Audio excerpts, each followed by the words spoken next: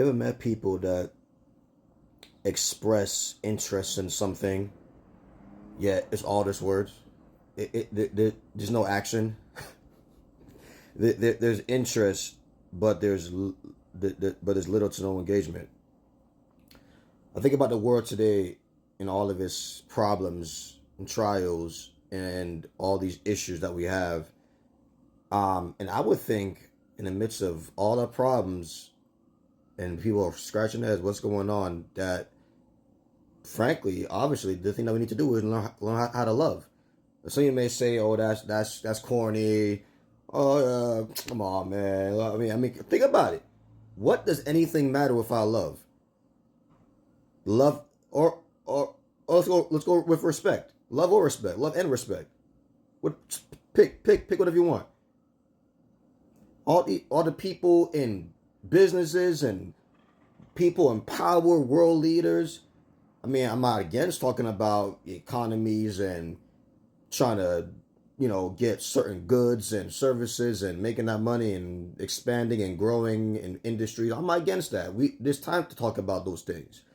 We get as people who are oppressive and trying to control people, and throughout the year there's been slavery, there's been domination, and people are greedy, and there's so much trying to grab things, and whoever gets the most toys win. Yeah, how many of these world leaders are sitting around for a Bible study? Sitting around, rather than we keep on massacring each other, we negotiate. We learn skills. We get, first of all, we get content. Because godliness with contentment is great gain. So a lot of people throughout history who have been so greedy for resources and power and whatnot, frankly, are not content. So they rather use power to get things, to grab things, rather than speak, rather than talk, rather than negotiate, rather than exercise love to see how can we properly fair. So that I don't got to worry about you coming to my country and killing my people, or I go into your country and taking over and subjugating your people. There's peace. There's stability. And shouldn't we study the ultimate, the best one, the ultimate one? Who is the best example of love? Jesus. So why not study him? Study his curriculum. Study his message to us. Who's more truthful than Jesus? Nobody. Oh. So why don't they study him? Some of them even profess to believe in him and know him. Yet, why not call the people together, call them and say, let's have a study, whether we agree or not agree on something. Maybe we could find some things that we do agree on this. Everybody have their own interpretation and whatever, right? But at least we're still having our discussion, because people in politics don't agree anyway and everything. Republicans, Democrats, nobody agrees on everything, right? Have a discussion on the most sold book of all time, the book that is timeless principles. Come on, that work. There's people who they claim, oh man, my relationship sucks, so I'm trying to find a real man, a real woman, and my marriage sucks. Man, she's always doing this, he's always doing that.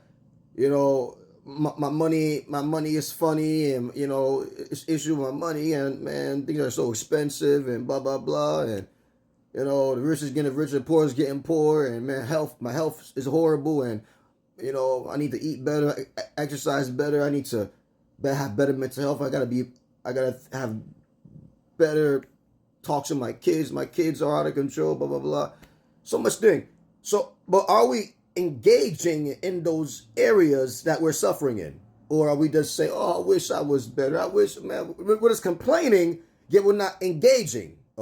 We're complaining, yet not engaging. And even people who are like all throughout their days, like every day they're going through, they're watching things on TV, or they're listening things to like music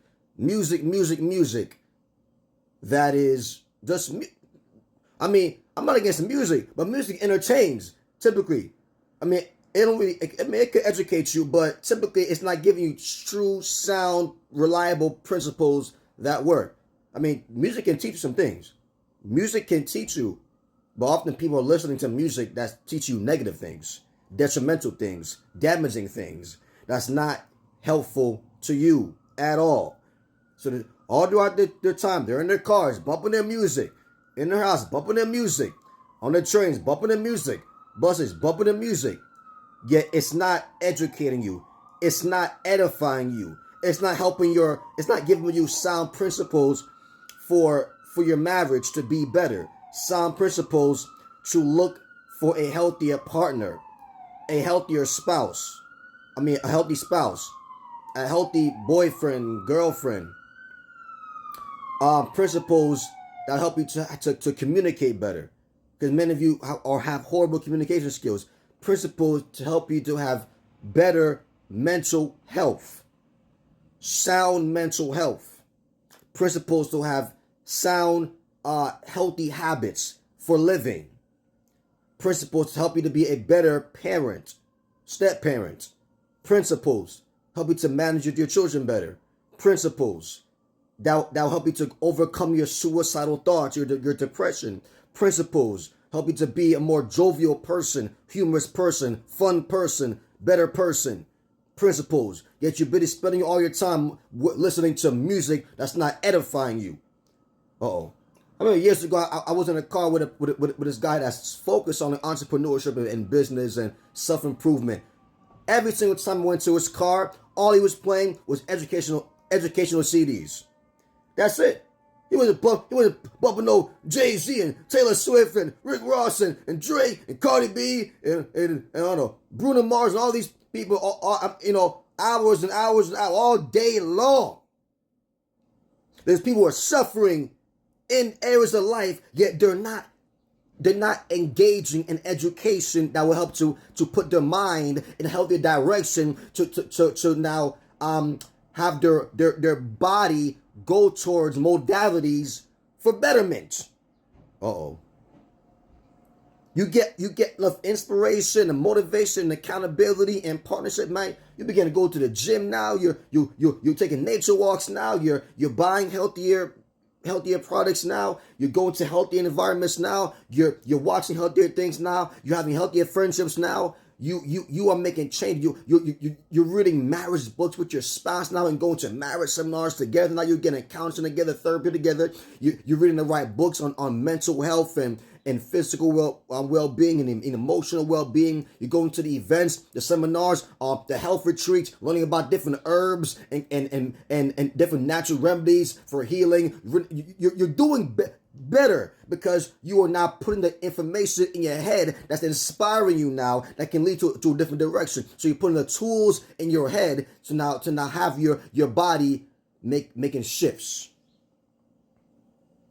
You want to see why people act the way they do with their body, how they act with their body, the places where they go, what they do with their body, how they act with their body, whether they do good or evil things with their body, their time. A big factor is what do they put in their head the most?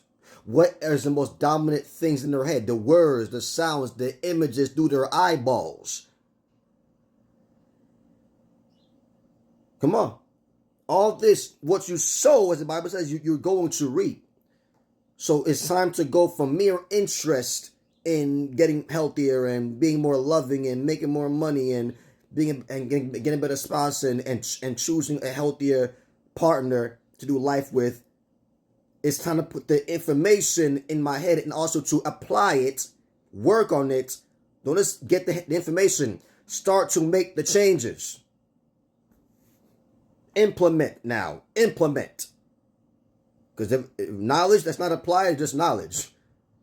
Wisdom is now applied. Wisdom is applied knowledge. Let's do it. Let's go from interest to engagement. Especially the woman. We've been talking. He's so interested in me, interested in marriage. He engaged you yet? It's been 3 years. Been 2 years, man. Talking about it.